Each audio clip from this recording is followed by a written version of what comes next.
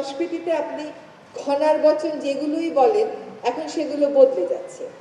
সংস্কৃতিতে যতই আপনি বর্ষা নিয়ে গানের কথা বলেন, নদীর দুকুল প্লাবিত হয়ে বর্ষা আসার কথা বলেন, বাস্তবে যখন কাজ করেন তখন কিন্তু এইগুলো সবার জন্য একই রকম আবেদন রাখে না। ফলে দায়িত্ববোধের জায়গা থেকে চিন্তা করলে আসলে মনে হয় যে জীবনের দর্শনটাই বদলে যায়, আর তখন সংস্কৃতির যে যথার্থতা এইটাকে এক ধরনের রোমান্টিসাইজ করে দেখায়, সেইখানেও তো একটা বড় প্রশ্নবোধক চিহ্ন চলে আসে। কিন্তু দেখেন, বাংলাদেশের জনগণ বারবার এই দুর্যোগগুলোর মুখোমুখি হতে পেরেছে সাহসিকতার সাথে। কখনো সরকারি সাহায্য পেয়েছে, কখনো সরকারি সাহায্য পায়নি।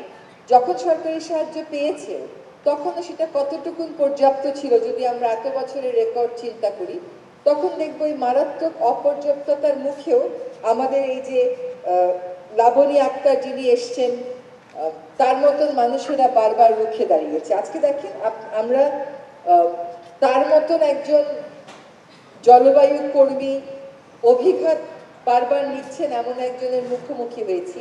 তার বয়সটা কত, বাকিটা জীবন তার কতটা দুর্যোগের ভিতর দিয়ে যেতে হবে, আমরা যারা জলবায়ু নিয়ে কাজ করি তারা তো আমরা সেটা বুঝতে পারছি। আন্তর্জাতিক পরিমণ্ডলে মিটিগেশনের মাত্রা যেহেতু কাঙ্ক্ষিত মাত্রায় হচ্ছে না, আমাদের দেশের যতটুকুন সম্পদ আছে ততটুকুন নিয়েই কিন্তু আমাদের প্রস্তুতি আমাদেরকে চালিয়ে যেতে হবে। আর এই প্রস্তুতি চালিয়ে যাওয়ার ক্ষেত্রে ফিনান্সিয়াল সাহায্য যেমন দরকার, টেকনোলজিক্যাল সাহায্য তেমন দরকার।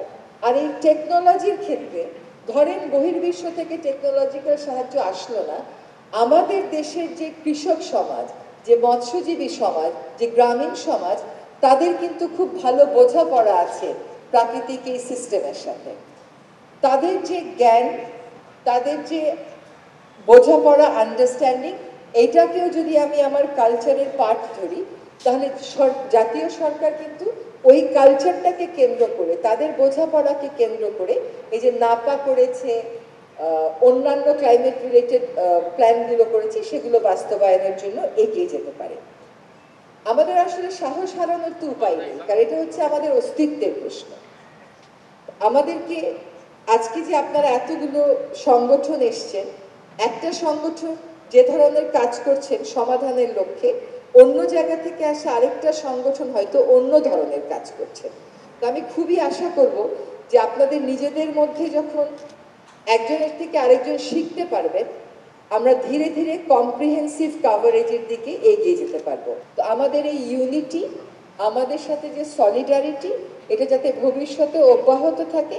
It's not only about cooperation, it's about standing with us in solidarity.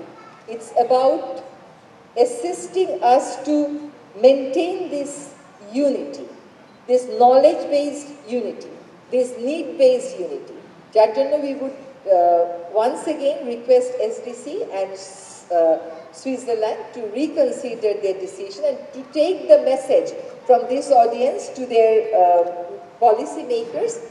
আমরা আপনাদেরকে আমাদের পাশে চাই, এবং আজকে এই অত্যন্ত বর্ণাঢ্য আয়োজনের মাধ্যমে আমরা আবারও প্রমাণ করে দেওয়ার চেষ্টা করছি যে দুর্যোগ যতই আসুক না কেন, সংস্কৃতিকে মননে ধারণ করে দুর্যোগ মোকাবেলার যে দীর্ঘ ঐতিহ্য আমাদের আছে, দীর্ঘ সংগ্রামের ইতিহাস আমাদের আছে, দীর্ঘ অভিজ্ঞতা আমাদের আছে, সেটাকে সাথে নিয়ে আমরা সকল উন্নয়ন সহযোগী দেশের সহায়তায় একসাথে এগিয়ে যাব।